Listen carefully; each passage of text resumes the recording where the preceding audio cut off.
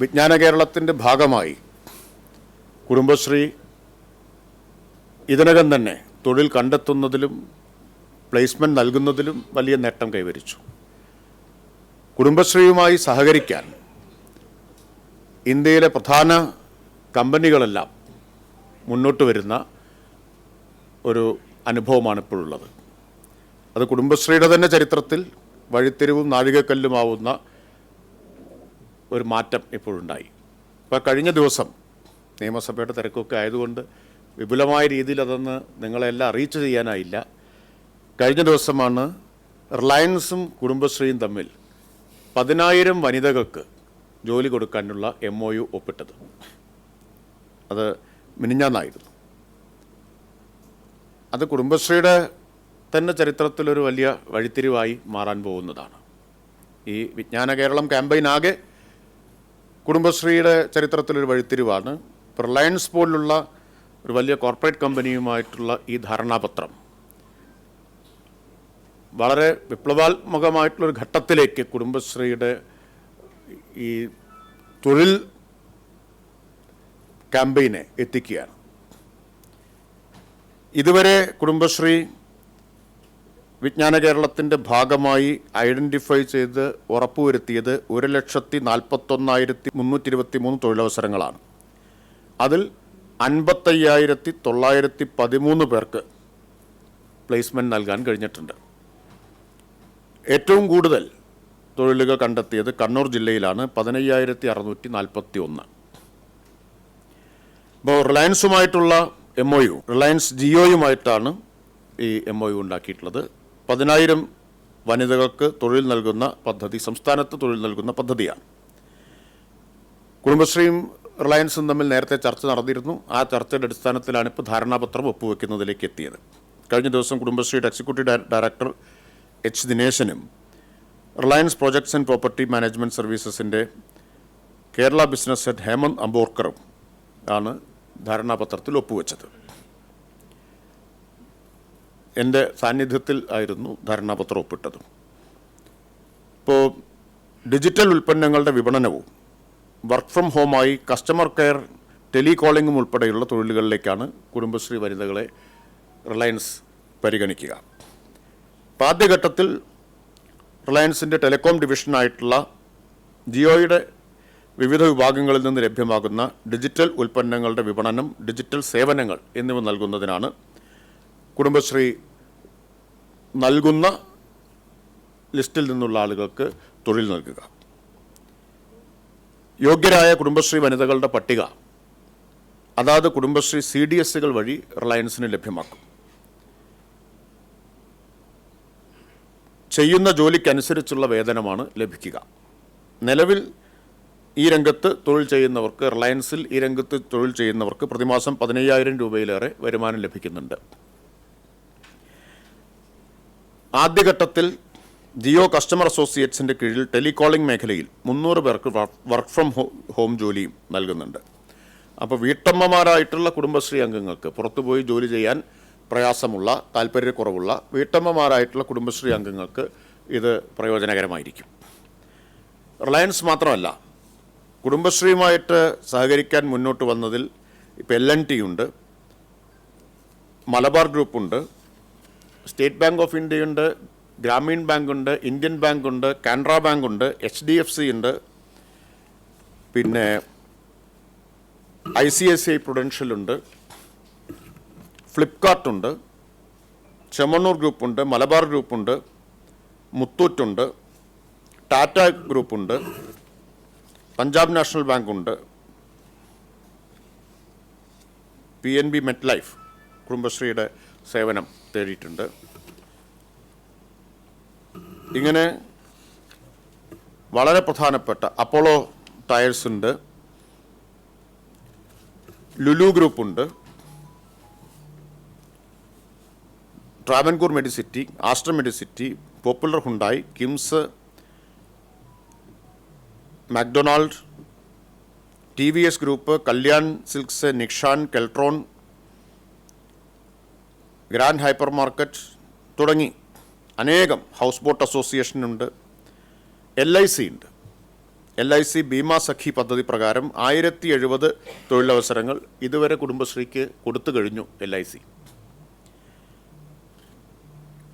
1070 അവസരങ്ങളാണ് LIC ലഭ്യമാക്കിയിട്ടുള്ളത്. 872 പേരെ കണ്ടെത്തി ഉടൻ പരിശീലനം നൽകി അവർക്ക് നിയമനം കൊടുക്കും. ബിസിനസ് കറസ്പോണ്ടന്റ് സഖി പദ്ധതി പ്രകാരമാണ് കാനറ ബാങ്ക് 350 പേർക്ക് ജോലി കൊടുക്കുന്നത്. മാഗ്നോട്ട് എന്ന ഏജൻസിയായിട്ടാണ് കാനറ ബാങ്കിന് വേണ്ടി കരാറിൽ ഒപ്പിട്ടിട്ടുള്ളത്. ഗ്രാമീൺ ബാങ്ക് 332 പേർക്കും, ഇന്ത്യൻ ഓവർസീസ് ബാങ്ക് 305 പേർക്കും, ബാങ്ക് ഓഫ് ബറോഡ 22 പേർക്കും, ഇന്ത്യൻ ബാങ്ക് 15 പേർക്കും ജോലി നൽകുന്നുണ്ട്. ഇതിന് പുറമെ കേരള ബാങ്കിനും ഫെഡറൽ ബാങ്കിനും വേണ്ടിയിട്ടുള്ള ഇത് സമാനമായിട്ടുള്ള പദ്ധതി പ്രകാരമുള്ള ചർച്ചകൾ നടന്നുകൊണ്ടിരിക്കുകയാണ്. ആകെ 2025 തൊഴിലവസരങ്ങൾ ബാങ്കുകളിൽ നിന്ന് മാത്രം ലഭ്യമാവുമെന്നാണ് കണക്കാക്കിയിട്ടുള്ളത്. ഇതിനു പുറമെ ആരോഗ്യവകുപ്പുമായി സഹകരിച്ചൊരു വലിയ തൊഴിൽദായക പദ്ധതി ആവിഷ്കരിച്ചിരിക്കുകയാണ്. കഴിഞ്ഞ ദിവസം ഞാനും ആരോഗ്യമന്ത്രിയും വിജ്ഞാന കേരളം അഡ്വൈസർ ഡോക്ടർ തോമസ് ഐസക്കും ഇത് സംബന്ധിച്ച് ചർച്ച ചെയ്ത് അതിന് അന്തിമ രൂപം നൽകിക്കഴിഞ്ഞു. പാലിയേറ്റീവ് കെയർ രംഗത്താണ് ആരോഗ്യവകുപ്പുമായി ചേർന്ന് കുടുംബശ്രീ 50,000 പേർക്ക് ജോലി നൽകാൻ ഇപ്പോൾ ധാരണയായിട്ടുള്ളത്. സാന്ത്വനമിത്ര എന്നൊരു പുതിയ പദ്ധതിയാണ് ഇതിനു വേണ്ടി ആവിഷ്കരിക്കുന്നത്. ഓരോ തദ്ദേശ സ്ഥാപനത്തിലും സാന്ത്വന പരിചരണം ആവശ്യമായ എല്ലാവർക്കും ശാസ്ത്രീയമായ ഗൃഹകേന്ദ്രീകൃത പരിചരണം ലഭ്യമാക്കുന്നതിന് പരിശീലനം നൽകിയ കുടുംബശ്രീ പരിചരണ സേവകരുടെ ഒരു സേനയെ സംസ്ഥാനത്തുടനീളം രൂപീകരിക്കും. 50,000 പേർക്ക് പരിശീലനം നൽകാനാണ് ഇപ്പോൾ ലക്ഷ്യമിട്ടിട്ടുള്ളത്. ആദ്യഘട്ടമായി 10,000 പേരുടെ പരിശീലനം ഈ ഒക്ടോബർ മാസത്തിൽ ആരംഭിക്കും. ഒക്ടോബറിൽ തന്നെ 10,000 പേരുടെ പരിശീലനം ആരംഭിക്കാൻ തീരുമാനമായി കഴിഞ്ഞു. ഇപ്പോൾ കുടുംബശ്രീയുടെ സംഘടനാ സംവിധാനം വഴി അയൽക്കൂട്ടം, ADS, CDS വഴി സേവനം ആവശ്യമുള്ള കുടുംബങ്ങളെ കണ്ടെത്തും.